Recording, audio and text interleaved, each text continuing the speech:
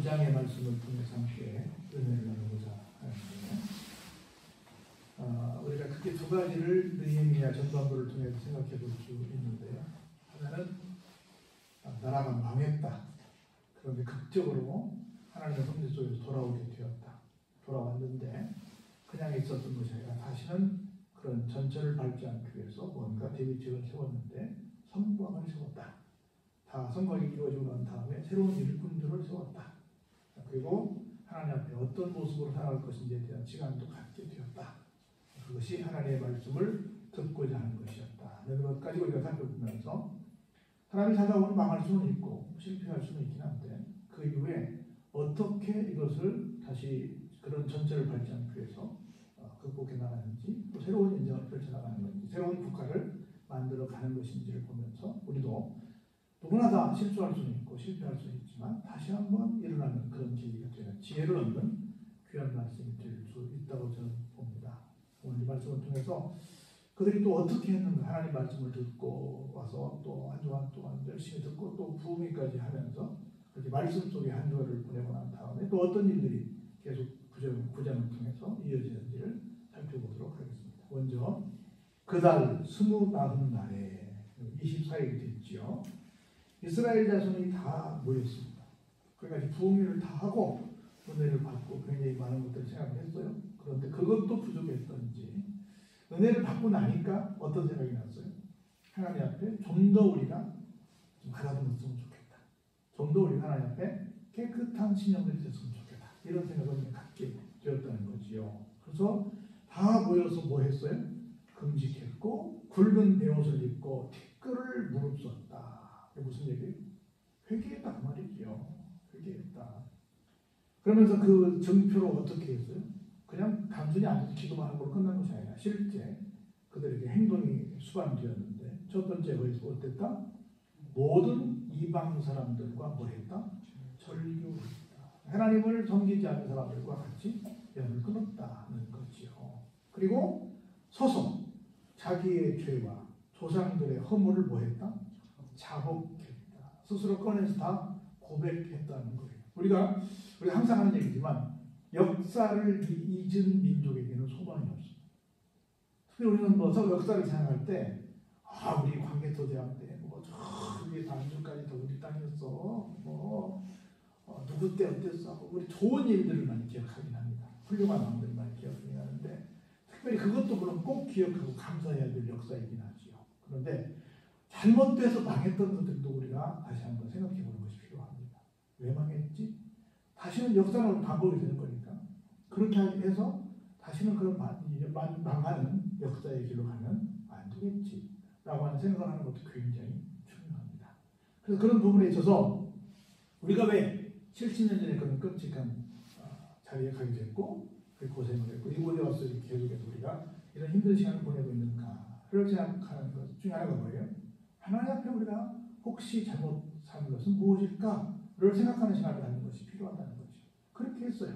그래가지고 이날에 낮 4분의 1은 그 제자리에 서서 그들의 하나님 여호와의 율법책을 낭독하고 낮 4분의 1은 죄를 자복하며 그들의 하나님께 어떻게 했다? 경배했다. 그렇게 말했어요. 이 사람들은 이제 밤낮의 시간을 낮 12시간, 12시간 나눠서 4분의 1이 몇 시간이에요? 3시간이죠. 3, 40이니까. 그래서 3시간은 뭐 했어요? 하나님의 말씀을 읽었어요. 그 3시간은 뭐 했어요? 자기들의 죄를 자복했어요. 6시간씩 낮 시간의 반을 하나님의 말씀을 읽고 하나님께 내 죄를 자복하면 쉽지 않습니다. 얼마나 철두철미하게 말씀을 참고했고 내 죄를 자복했는가를 볼 수 있습니다. 그래서 보세요. 레위 사람 예수아와 바니와 간미엘과 스바냐와 분니와 세레비아와 바니와 그나니는 산에 올라 서서 큰 소리로 그들의 하나님 여호와께 부르짖었습니다. 또 레위 사람 예수아와 간미엘과 바니와 하삼누야와 세레비아와 호디야와 스바냐와 부다이아는 이르기를 너희 무리는 마땅히 일어나 영원부터 영원까지 계신 너희 하나님 여호와를 뭐해라? 송축할지어다.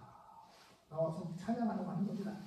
주여 주의 영화로운 이름을 송축할 것은 왜냐하면 그랬죠. 주의 이름이 존귀하고 모든 송축이나 찬양에서 뛰어나기 때문입니다. 지금으로 말하면 뭐 하냐고요? 할렐루야 찬양합시다. 그 얘기를 하지 마요. 하나님을 찬양하자. 그러면서 찬양의 내용은 이렇습니다. 아까 우리 함께 봤죠? 오직 주님은 누구시라고요? 여호와시라. 하늘과 땅과 모든 우주 만물 가운데 모든 주인은 누구밖에 없으시다? 스스로 계신 참 신이신 여호와 하나님뿐이 안 계시다라고 하는 겁니다. 그래서 보세요. 하늘과 하늘너리 하늘과 1월 성신과 땅과 땅 위의 만물과 바다와 그 가운데 모든 것을 어떻게 하시고? 지으시고 또 다 뭐 하시고? 보존하시오니 모든 천군이 주께 경배합니다. 이렇게 말합니다. 이스라엘 사람들에게 딱 나와서 여러분 하나님을 송축해야 됩니다. 우리 하나님을 송축합시다. 왜냐하면 모든 것의 주인이 누구십니까? 하나님이십니까? 그 하나님을 송축합시다. 그 하나님을 찬양합시다. 라고 지금 얘기를 하고 있는 겁니다. 그러면서 왜냐하면 왜 우리가 이렇게 하나님께 찬양을 해야 됩니까? 그러면서 이 시간 역사 공부를 합니다. 첫 번째 볼까요? 주는 하나님 여호와십니다. 왜냐하면 옛적에 우리 이스라엘 백성들의 조상인 아브라함을 택하셨습니다. 아브라함 전이 아브라함이에요. 아브라함을 계명해서 아브라함이 된 거니까 아브라함을 택하시고 갈대아 우르에서 인도하여 내시고 그 이름을 뭐라고 줬어요? 아브라함이라고 계명까지 해주셨어요. 그러면서 아브라함이 주 앞에서 그 마음이 충성됨을 보시고 더불어 언약을 세우게 됩니다. 아브라함과의 언약의 관계가 이루어지잖아요. 왜 그랬어요? 그 마음이 어떻기 때문에 충성되다는 걸 확인했고 충성된 사람하고는 약속을 하지요. 세우사 뭐라고 말씀하셨냐면 지금 팔레스타인 땅 가나안 땅에 가나안 족속이 있고 헷 족속이 있고 아모리 족속이 있고 브리스 족속이 있고 여부스 족속이 있고 기르가스 족속이 있는데 그 땅에 그의 그 땅을 어때요? 그의 씨에게 그 땅을 어떻게 하겠다? 주겠다. 쉽게 말하면 누구요? 아브라함의 후손인 이스라엘 민족을 그 가나안 땅의 주인으로 새롭게 삼으시겠다라는 말씀을 하는 겁니다. 그랬더니 역사에 어땠어요? 그 말씀대로 이루어졌습니다. 그러므로 그 말씀대로 이루신 그 하나님은 어떤 분이세요? 의로우신 분이세요. 의로우신 분이시니까 말씀을 하시면 그 말씀을 이행하십니다. 뿐만 아니라 주님께서 여기 주님 우리 하나님이에요. 우리 조상들이 애굽에서 고난받는 것을 감찰하셨습니다. 그래서 홍해에서 그들의 부르짖음도 들어주셨습니다. 그래서 고센 땅에서 정말 죽도록 고전하는 사람들을 끄집어냈고 또 홍해 앞에서는 바다가 있고 뒤에서는 바로의 군대가 질풍우처럼 쳐들어오고 있는데 어떡할까 할 때 기도하니 어떻게 했어요? 바다를 육지처럼 길을 열어 주셨다는 거지요. 그래서 이적과 기사를 베푸사 어때요? 바로와 그의 모든 신하와 그의 나라 온 백성을 치셨사오니 다 서서 그들을 바다에로 수장시켜버렸지 않습니까? 이는 그들이 우리의 조상들에게 교만하게 행함을 어땠다? 아셨다. 우리 조상은 누굽니까? 이스라엘 백성들을 종으로 삼아서 마음대로 부려먹었던 애굽 사람들이지요. 그래서 주께서 오늘날 같이 뭘 얻게 하셨어요? 명예를 얻게 하셨어요. 하나님은 어떤 분이세요? 비록 우리가 잘못해서 남의 나라에 끌려가서 애굽 땅에서 종살이를 하고 또 바벨론 땅에서 종살이를 하고 그렇게 좀 저 사람들 망한 사람들이야. 끌려와가지고 저기 종살이하는 사람 불쌍한 사람들이야. 저 사람들이 그 종들에게 명예가 있어요? 없어요? 없지요. 망신만 당하지요. 그런 사람들의 자리에 있을지라도 그들의 어디요? 명예를 다시금 회복시켜 주시는 분이시라는 거예요. 그러니까 우리가 혹시 살다가 이렇게 어떤 어려운 처지에서 남들에게 정말 무시당하는 상황에 있을지라도 하나님은 다시 우리를 사랑하셔서 어떻게 해요? 그 명예를 회복시켜 주시는 분이시라는 거예요. 할렐루야. 또 주께서 우리 조상들 앞에서 바다를 갈라지게 하사 그들이 바다 가운데를 어떻게 통과했어요? 육지처럼 통과하게 하셨어요. 그리고 쫓아오는 자들은 어떻게 했어요? 돌을 큰 물에 던지는 것처럼 깊은 물에 또 쫓아오는 바로의 부대들을 다 집어 던져서 그렇게 말씀하셨잖아요. 오늘 너희들이 보는 저 군사들을 다시는 볼 수 없게 될 것이다. 왜? 죽으니까 거기서 수장될 거니까 그 약속대로 무거운 돌을 물속에 집어 던지면 어때요? 가라앉지요. 다시 못 나오지요. 그것처럼 그들을 다 수장시켜서 한 명도 빠져나오지 못하게 하셨다. 뿐만 아니라 낮에는 광야 40년 동안 어떻게 해요? 구름 기둥으로 뜨거운 열자의 땅 태양을 막아주시고 인도하시면서 밤에는 뭘로? 또 저녁에는 굉장히 일교차가 추운데 그때 불기둥으로 그들이 행할 길을 잘 비춰서 주시고 또 따뜻한 온도도 보장해 주셔서 그들이 안전하게 무려 40년 동안이나 그 산악을 건널 수 있도록 도와주셨다는 말씀을 하시는 겁니다. 그런가 하면 시내산에 강림하셔서 하늘에서부터 그들과 말씀하사 정직한 뭘 줬어요? 규례를 주시고 진정한 율법을 주시고 선한 율례를 주시고 계명을 그들에게 주시는 은총을 주셨다는 거예요. 이 규례라고 하는 것은 어떤 것을 분별하고 판별하는 능력을 갖고 있어요. 그래서 우리 법이라고 하는 건 뭐예요? 선택하는 거잖아요. 판별해서 이건 이렇고 저건 저런 거예요 하고 규명해 주는 거잖아요. 이런 규명하는 걸 뭐라고 그래요? 규례라고 해요. 그 다음에 여기 율법은 문자로 법전이에요. 우리 다 법에 법전이 있잖아요. 율법 법전이고, 그리고 율례라고 하는 것은 포고된 이 율례예요. 포고령 그러잖아요. 선포된 거예요. 그리고 내 계명은 단순한 명령이에요. 그러니까 큰 것부터 시작해서 세세한 것들까지 다 규칙을 주어서 이스라엘 사람들이 이 법 안에서 아름답게 살 수 있도록 좋은 가이드를 하고 있다는 말씀을 하고 있는 겁니다. 그러니까 이게 이런 걸 많이 줘가지고 우리를 구속하고 불편하게 하는 것 아닐까 이렇게 생각하시는데 그게 아니라 사람들이 모두 법을 잘 지키면 서로 편하고 아름답고 질서 있게 살 수 있는 거잖아요. 그래서 그 공동체가 정말 균형 잡힌 공동체가 되는 거 아니에요? 그래서 법은 절대로 어떤 사람들은 아이고 불편해 하지만 사실은 굉장히 좋은 거예요. 만약에 이 땅에 법이 없다고 하면 어떻게 되겠어요? 날마다 살인하고 날마다 막 끔찍한 발전이 되겠죠. 법이 있으니까 우리가 흔들어치는 거 아니에요. 법이 있으니까 그거에 빠질 수 있는 거 아니에요. 법이 있으니까 또 억울한 일 당해도 다시 또 이것도 회복할 수 있는 거 아니에요.